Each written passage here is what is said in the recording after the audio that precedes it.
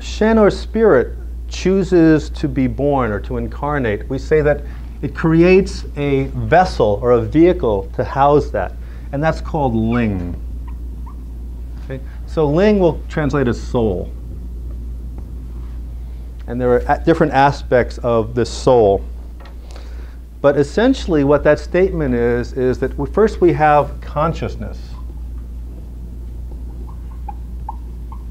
And consciousness has to be contained, and then through that you create the body. So consciousness is creating form. And off of form, then we have function. Okay? So this is a basic premise of Eastern religions, that consciousness comes first. Okay, as opposed to maybe existentialism, which says that your essence is here first. Well, we believe in essence as well. And that usually translates as Jing. But let me go back to this idea that how do we get born, and what is that process like? So I did talk about this a couple of years ago in my last lecture, but we have to get into the world before we can discuss things. So in any event here, we have let's say that the act of sexual intercourse, the cosmic dance, the vibration that goes out from that, attracts an audience, okay, a cosmic audience of potential people or potential souls that want to incarnate. And they look at the couple, and say, is this the right ethnicity? Is this the right socioeconomic class? What will my body be like? What will my social setting be like? What will my lessons be like? Okay? So we have words for that. And the physical part, we talk about something called Jing, or essence. Okay? And that's one of our three treasures. And we could say it's matter on the verge of becoming energy. Okay, so it is something that is essentially solid. It's the densest of our three treasures. It's something that is physical, but it contains the seeds of everything that will be. Right? So it could be related to the reproduction aspect. It could be related to the blueprint that unfolds to create who we are. So the seed notion. And in fact, seeds are said to tonify Jing. When we eat seeds, they strengthen that part of our body. But Ming, I've translated as destiny, and Ming implies that there is something in heaven, something in the celestial realm that is our calling, that is our fate, that is our unique expression in this lifetime. So in a very real way, we are trying to discover our Ming. Okay, everyone is born and says, what's my purpose? Why am I here? You know, what's the meaning of life? Those kinds of issues here. So what calls me? What's my purpose here, right? And then we have another aspect. So there is a genetic quality to this, right? And this is essentially fixed. Your Ming or your destiny is fixed here. In other words, the physical expression of who I am, my DNA is not going to change. The expression of that DNA may change over time. But who I am, what I came in with, my givens, that pretty much stays the same. And then you have more or less the yun or the cosmic chi, which is what is the nature of heaven at the time you're born, what is perhaps your astrology as opposed to your genetics, what is in store for the world collectively, what are we all going to experience, you know?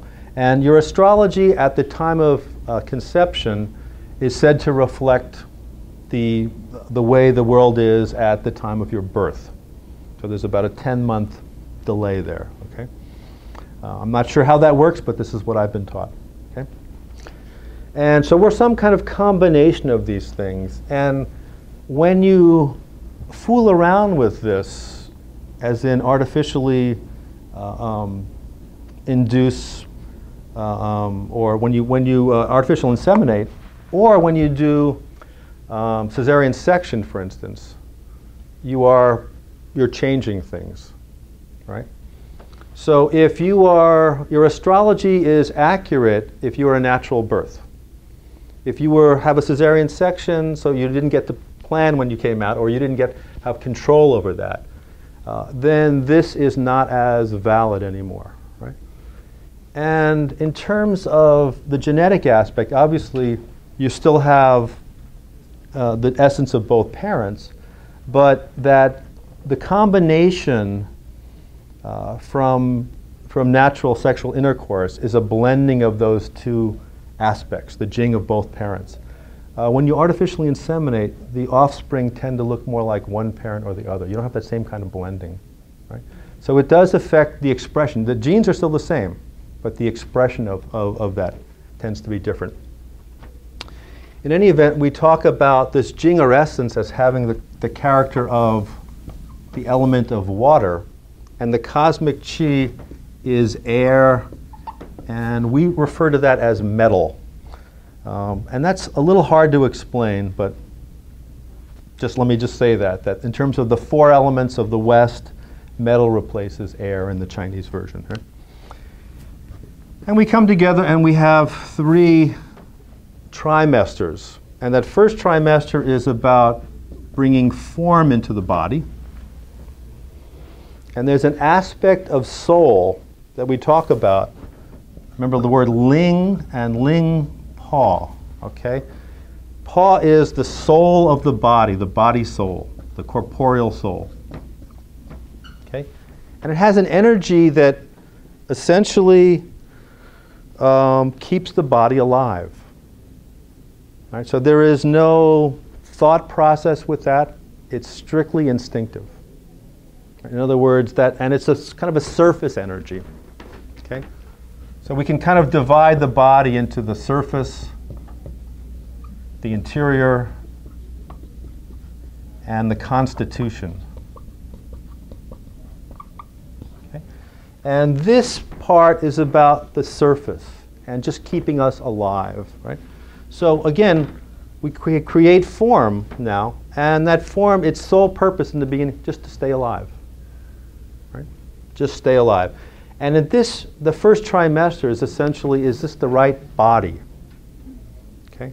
Because the way your body forms based on your parents and the interaction, the social interaction of your parents is such that you will draw certain lessons to you. Okay? And another way of saying that is that there's a certain karma attached to each particular body. Okay? And also when you choose a family to incarnate with, you're taking on that karma. Right? So you're saying that part of the lesson of this lifetime will be how I socially model after these people, the interactions, that there's a lot designed in this. There's a lot involved in this. So the first trimester is the trying out period of the body. And from a Hollywood perspective, this is casting. All right? So could you cast the right person, right? Then the second trimester, and this, by the way, spontaneous abortions in that first trimester, fairly common, right? And that's either the mother or the child saying, not quite the right fit. Right? Not on a conscious level, right? But on some other kind of level that's being said.